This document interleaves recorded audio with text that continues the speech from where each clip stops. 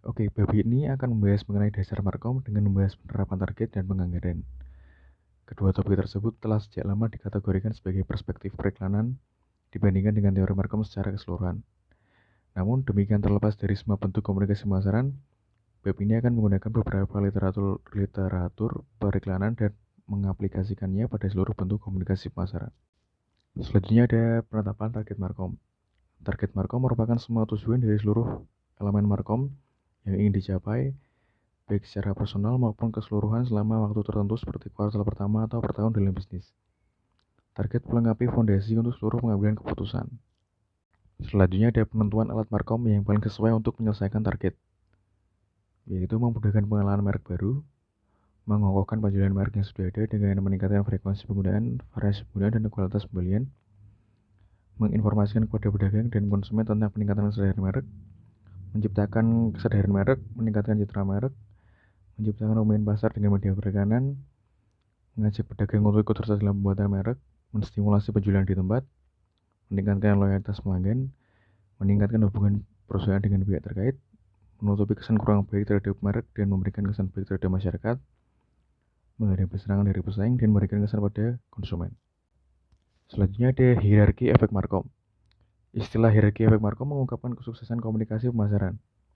Berbagai elemen Markom harus meningkatkan konsumen melalui tahap psikologis seperti seseorang yang memiliki tenaga tangga dengan tahap demi tahap sampai menuju puncak. Variasi model hierarki sudah diformulasikan, semuanya dibentuk berdasarkan semua elemen Markom. Apabila berhasil, seseorang akan berpindah yang bermula dari ketidaksadaran merek menjadi seseorang yang akhirnya melakukan pembelian pada merek tersebut. Tahap menengah hierarki menggambarkan tahapan yang lebih dekat ke arah pembelian merek. Bentuk hierarki Markom, peningkatan pemahaman konsumen dari ketidaksadaran menjadi kesadaran. Pada intinya, saat pertama produk dikenalkan kepada konsumen, awalnya konsumen tidak mengetahui keberadaan produk tersebut atau meragukan produk tersebut. Bentuk awal Markom adalah untuk mengenalkan konsumen tentang keberadaan produk. Secara umum, menciptakan kesadaran akan keberadaan produk merupakan hal yang penting untuk produk baru atau merek yang belum terkenal. Dua, menciptakan harapan. Kesadaran akan merek sebenarnya tidak cukup untuk menarik orang untuk membeli merek, terutama ketika konsumen sudah mempunyai sesuatu yang mereka yakini. Maka dari itu, hal ini akan membuat mereka tidak menyadari bahwa ada merek lain yang lebih baik. Iklan dan elemen Markom lainnya harus memenuhi harapan konsumen terhadap manfaat yang ingin didapatkan konsumen setelah membeli produk dan memakai merek tersebut. Perlu diperhatikan bahwa harapan itu muncul dari perspektif konsumen berdasarkan bagaimana mereka diposisikan. Selanjutnya, mendorong pembelian uji coba. Promosi penjualan dan iklan terkadang bekerja bersama-sama membujuk konsumen untuk melakukan pembelian uji coba dengan mempengaruhi konsumen untuk mengubah pilihannya dari merek yang biasa dipakai. Seperti namanya, yaitu pembelian uji coba, konsumen mencoba merek untuk pertama kalinya karena sebagai iklan dapat dengan mudah memikat, menimbulkan rasa antusias dan merangsang selera atau secara umum menciptakan harapan, maka mekanisme yang lebih memaksa diperlukan untuk dapat menghasilkan pembelian uji coba, menciptakan kepercayaan dan sikap. Sekali kepercayaan dan sikap sudah terbentuk dari pengalaman pertama kali konsumen mencoba produk, maka komunikasi pemasaran selanjutnya adalah menguatkan kepercayaan dan sikap yang telah didapatkan itu, menimbulkan loyalitas merek. Selama merek dapat terus memenuhi harapan konsumen dan tidak ada pengenalan merek baru yang kualitasnya lebih baik, konsumen akan menjadi pembeli yang loyal pada merek ini. Ini tujuan terakhir karena seperti yang sudah dijelaskan sebelumnya, bahwa lebih mudah mempertahankan pelanggan daripada mencari konsumen baru. Konsep hierarki Markom bisa digambarkan sebagai berikut. Yang awalnya ketidaksadaran, terus menjadi sadar sebuah produk dan menimbulkan ekspektasi. Ekspektasi akan menimbulkan rasa ingin mencoba atau membeli. Setelah membeli, timbul kepercayaan atau sikap terhadap produk tersebut. Untuk penguatan kepercayaan atau penguatan sikap itu nantinya akan menumbuhkan rasa loyalitas terhadap merek. Menetapkan tujuan promosi. Tantangan dalam penetapan tujuan promosi adalah untuk mendefinisikan tujuan bagi setiap unsur bauran promosi, di mana masing-masing unsur saling berhubungan erat satu sama lain. Adapun setiap unsur bauran promosi diharapkan dapat melakukan hal sebagai berikut. 1. Advertising, yaitu untuk berkomunikasi dengan membangun kesadaran, pemahaman, dan minat konsumen, dan untuk memotivasi konsumen agar mencoba dan melakukan pembelian ulang. 2. Sales promotion, yaitu untuk mendorong atau memicu perilaku pembelian konsumen pada setiap titik penjualan. 3. Personal selling, yaitu untuk memberikan informasi yang diperlukan dan sebagai pemicu atau pendorong terjadinya penjualan pada saat terjadinya komunikasi antar personal dan negosiasi. 4. Reseller support, untuk menyediakan pajangan penjualan pribadi di mana diperlukan insentif khusus dan bentuk lain berupa dukungan point of push. 5. Public relation and publicity, yaitu untuk menggalang dukungan publik dan penerimaan publik, khususnya melalui media yang tidak dibayar. Masalah-masalah dalam menetapkan tujuan penjualan. 1. Adanya pernyataan-pernyataan yang mempertanyakan keefektifan promosi dan iklan dalam meningkatkan penjualan. Dalam mencapai sebuah nilai penjualan diibaratkan seperti permainan sepak bola. Promosi dan iklan dianggap sebagai seorang pemain yang bagus, tetapi pemain tersebut tentu saja butuh dukungan dan kerjasama dari rekan timnya untuk menciptakan gol. Jadi promosi hanya merupakan sebuah elemen dalam sebuah program pemasaran. Penyebab tidak tercapainya sebuah target penjualan tidak hanya disebabkan oleh program promosi yang tidak efektif, tetapi juga disebabkan oleh elemen-elemen dalam marketing mix, produk, price, dan place.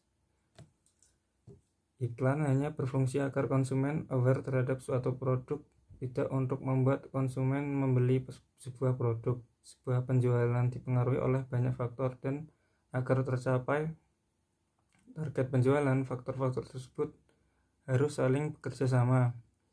Faktor-faktor tersebut antara lain iklan dan promosi, distribusi, harga, kualitas produk, keadaan ekonomi dan teknologi, dan kompetisi. Efek dari sebuah iklan tidak dapat diketahui secara instan, tidak berefek secara langsung terhadap iklan, berfungsi agar konsumen penjualan aware, tertarik, dan mempunyai kesan yang baik terhadap sebuah produk. 3. Hanya tersedia sedikit panduan dalam merencanakan dan mengembangkan program promosi. 40% where sale objective are appropriate, direct response, retail advertising. 60%-nya communication objective, yaitu fungsi dan dasar penyusunan IMC adalah komunikasi. Iklan dan program promosi berfungsi untuk mengkomunikasikan brand knowledge dan menarik minat, kesan, dan citra yang baik, dan mengunggah minat untuk membeli. Hasil dari sebuah iklan tidak dapat diketahui secara langsung. Iklan menumbuhkan kesan dan akan diingat sebagai pada saat konsumen membutuhkan barang atau jasa jenis tersebut. Hierarchical model menjelaskan tentang urutan-urutan atau tahap yang dilewati konsumen dalam menerima sebuah iklan atau program promosi. urutannya adalah kognitif, afektif, konatif. 75%-nya problem with communication objective. Dianggap terlalu sulit dan rumit untuk mengaplikasikan komunikasi yang tepat dalam mencapai sasaran penjualan. Tidak adanya sebuah formula yang pasti untuk mengkomunikasikan sebuah informasi sehingga hanya mengandalkan pengalaman-pengalaman masa lalu. Tujuan penjualan harus dikomunikasikan sesuai dengan harapan produsen sebuah produk dan kepada siapa produk ini akan dikomunikasikan. Cara-cara yang digunakan dalam promosi untuk mencapai tujuan atau sasaran marketing antara lain meningkatkan persentase konsumen yang dijadikan target marketnya dengan menonjolkan keuntungan, kelebihan, dan manfaat yang dapat dari produk yang bersangkutan. 2. Meningkatkan jumlah konsumen sebagai target audience yang lebih memilih produk yang bersangkutan daripada produk yang lain. 3. Mendorong konsumen yang telah menggunakan produk agar semakin sering menggunakan produk yang bersangkutan. 4. Mendorong konsumen yang tidak pernah mencoba produk yang bersangkutan agar mau mencobanya. Tips dalam mengiklankan produk baru antara lain: 1. Komunikasikanlah sesuatu yang berbeda dari produk tersebut. 2. Posisikan produk tersebut secara berbeda di antara produk-produk yang sejenis. Komunikasikan juga bahwa perbedaan produk tersebut menguntungkan konsumen. 4. Pemberian informasi secara berkesinambungan untuk mendukung gagasan pertama sampai ketiga. Dagmar, pendekatan menetapkan tujuan. Dagmar yaitu defining advertising goal for measured advertising result, merupakan model yang digunakan untuk menentukan sasaran iklan dan mengukur hasil dari penggunaan sebuah kampanye iklan. Tesis utama dari Dagmar bahwa efek komunikasi adalah dasar yang logis bagi tujuan iklan dan peningkatan sasaran di mana tingkat keberhasilan dan kegagalan dapat diukur. Dalam pendekatan Dagmar, tujuan advertising melibatkan communication text yang spesifik dan terukur. Communication text didasarkan pada model hierarki dari proses komunikasi yang terdiri atas 4 tahap, yaitu 1. Awareness, membuat konsumen aware atas keberadaan suatu merek atau perusahaan. 2. Comprehension, membangun pemahaman kepada konsumen tentang produk dan kegunaannya. 3. Conviction, membangun mental disposition konsumen agar membeli produk. 4. Action, mengajak konsumen untuk membeli produk. A characteristic of objective: konkret, terukur.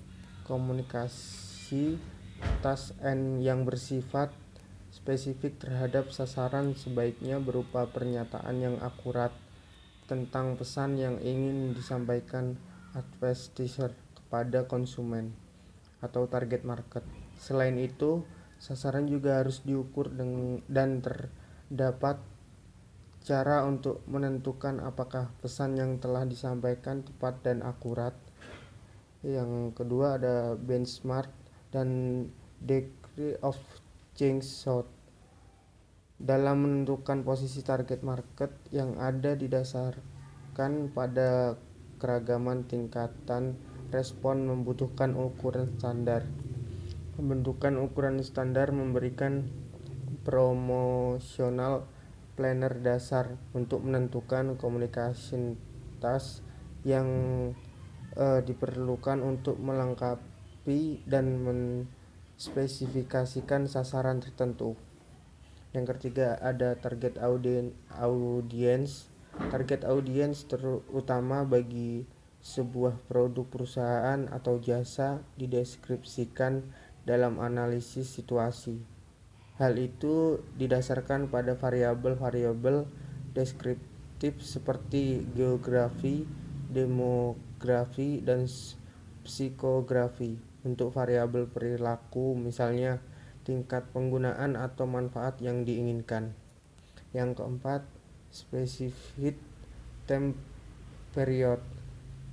Dalam menentukan sasaran advertising diperlukan spesifikasi jangka waktu untuk menyelesaikannya. Jangka waktu yang tepat bisa berkisar antara beberapa hari hingga setahun bahkan lebih. Assessment of Dagmar Pendekatan Dagmar dalam menentukan sasaran berpengaruh pada proses advertising planning. Banyak promotional planner menggunakan model ini sebagai dasar untuk menentukan sasaran dan mengevaluasi keefektifan kampanye promosi mereka. Dagmar juga memfokuskan perhatian advertiser pada nilai dari penggunaan sasaran communication based dibandingkan dengan sales based dalam mengukur keefektifan iklan dan mendorong tahapan pengukuran dalam hierarki respon untuk mengevaluasi dampak kampanye. Kritik terhadap Dagmar. Problem with response hierarchy. Permasalahan dengan hierarki di respon Dagmar bertumpu pada model hierarki efek. Fakta menunjukkan bahwa konsumen tidak selalu melalui tahapan dari efek komunikasi dalam membuat keputusan yang telah disadari, dan model alternatif respon telah dikembangkan. Dagmar Mode 2 menyadari bahwa model respon yang tepat tergantung pada situasi dan penekanan identifikasi bagian dari proses penentuan keputusan yang berkait dengan situasi pembelian. Ada sales objektif. Keraguan lain terhadap konsep Dagmar muncul dari beberapa analisis yang berpendapat bahwa ukuran relevan atas sasaran iklan adalah penjualan, practicality and cost. Hal ini berkaitan dengan sulitnya penerapan Dagmar. Banyak yang mengkritisi kalau Dagmar hanya bersifat praktis sehingga hanya dapat diterapkan pada perusahaan besar dan memiliki budget besar untuk iklan dan riset. Sebab banyak perusahaan yang tidak ingin menghabiskan dana untuk menggunakan Dagmar secara efektif. Inhibition of creativity. Penggunaan Dagmar dinilai dapat mengurangi tingkat kreativitas dalam iklan sebab terlalu banyak aturan yang mengekang atas tanggung jawab orang-orang dalam membuat sebuah iklan. Penganggaran Markom. Penentuan anggaran merupakan hal yang penting dalam keputusan Markom. Penganggaran adalah keputusan kritis karena usaha Markom seperti iklan yang harus mengeluarkan banyak biaya. Selain itu, banyak sedikitnya implementasi biaya yang dihabiskan harus dipertimbangkan. Apabila investasi terlalu kecil, volume penjualan tidak akan maksimal dan keuntungan akan hilang apabila investasi terlalu banyak. Pengeluaran yang tidak terlalu penting juga akan mengurangi keuntungan. Untuk selanjutnya yaitu metode penganggaran analisis target dan tugas. Yang pertama yaitu tahap menetapkan target yang akan dicapai seperti volume penjualan, pangsa pasar, dan target keuntungan. Yang kedua yaitu tahap menilai fungsi komunikasi yang harus dilakukan untuk mencapai seluruh target pasar. Yang ketiga yaitu tahap menentukan peran iklan dalam bauran saat pemasaran melakukan fungsi yang telah ditentukan pada tahap kedua. Yang keempat yaitu tahap menciptakan tujuan iklan secara spesifik supaya dapat mengukur pencapaian target pasar. Yang kelima yaitu tahap menentukan anggaran berdasarkan estimasi pengeluaran yang dibutuhkan untuk mencapai tujuan iklan. Yang selanjutnya yaitu SOV dan SOM. Pentingnya memperhatikan alokasi anggaran untuk iklan yang dihabiskan oleh pesaing tidak perlu terlalu ditekankan. Pangsa pasar atau share of market atau SOM dan pangsa suara yaitu share of voice atau SOV. Dan hubungan keduanya. Konsep ini berkaitan dengan kategori produk tunggal dan memperhatikan setiap penghasilan dan pengeluaran iklan selama periode tertentu. SOV dan SOM sebenarnya saling berkolerasi. Merek yang mempunyai SOV lebih besar maka menghasilkan SOM yang besar juga. Kolerasi antara SOV dan SOM untuk merek tersebut dapat terlihat. Merek yang memiliki pangsa pasar yang besar maka akan memiliki pangsa pasar suara yang besar juga. Ini bukan berarti bahwa pangsa suara yang menyebabkan pangsa pasar. Faktanya, hubungan antara SOV dan SOM merupakan pilihan yang sulit antara pesaing. Apabila merek yang memiliki pangsa pasar tinggi ingin mengurangi SOV ke level yang lebih agresif, pemimpin merek akan dipaksa meningkatkan pengeluaran iklan merek mereka untuk mengimbangi persaingan ini. Yang selanjutnya yaitu 4 keadaan umum SOM atau SOV. Yang pertama yaitu merek memiliki SOM yang rendah dan pesaing memiliki SOV yang tinggi. Rekomendasinya adalah perusahaan seharusnya mempertimbangkan untuk menurunkan anggaran iklan dan mencari ceruk untuk mempertahankan pangsa pasar yang kecil. Yang kedua yaitu merek memiliki SOM yang relatif tinggi dan pesaing memiliki SOV yang relatif tinggi. Apabila gagal mempertahankannya, maka pangsa pasar kemungkinan akan direbut oleh pesaing yang agresif. Merek memiliki SOM yang rendah dan pesaing memiliki SOV yang rendah. Rekomendasinya pada situasi seperti ini adalah untuk menyerang pesaing yang memiliki SOV rendah secara agresif. Dengan kata lain, ini kesempatan yang baik untuk membuat pangsa pasar dan merebut pangsa pasar dari pesaing. Yang keempat yaitu merek memiliki pesaing yang menarik, yaitu pangsa pasar yang tinggi tetapi pesaing tidak agresif dan relatif memiliki SOV yang rendah. Oleh karena itu, akan lebih baik jika mempertahankan posisi yang ada dan menetapkan anggaran iklan yang lebih sederhana dibandingkan pesaing. Yang selanjutnya yaitu penganggaran melalui metode keterjangkauan. Dinamakan metode keterjangkauan karena perusahaan akan mengalokasikan anggaran untuk iklan setelah ada sisa anggaran dari elemen lain. Akibatnya ketika metode ini digunakan, maka iklan menjadi suatu elemen yang tersaingkan pada posisi dibandingkan yang tidak signifikan, dan secara implisit menjadi tidak penting dalam pertumbuhan merek dan kesuksesan merek itu sendiri. Ada suatu saat ketika anggaran markom hanya sedikit yang dialokasikan karena adanya penjualan yang merosot tajam. Dalam waktu itu, maka brand manager akan berpikir rasional untuk memotong atau mengurangi alokasi anggaran iklan. Jadi wajar jika anggota markom memerlukan anggaran seperti sesuatu yang menakutkan. Tantangannya untuk brand manager adalah menjelaskan bahwa apabila semua elemen markom dilakukan dengan sebaik mungkin, maka akan menghasilkan hasil yang maksimal. Sekian presentasi dari kelompok kami. Apabila ada kesalahan kami mohon maaf. Wassalamualaikum warahmatullahi wabarakatuh.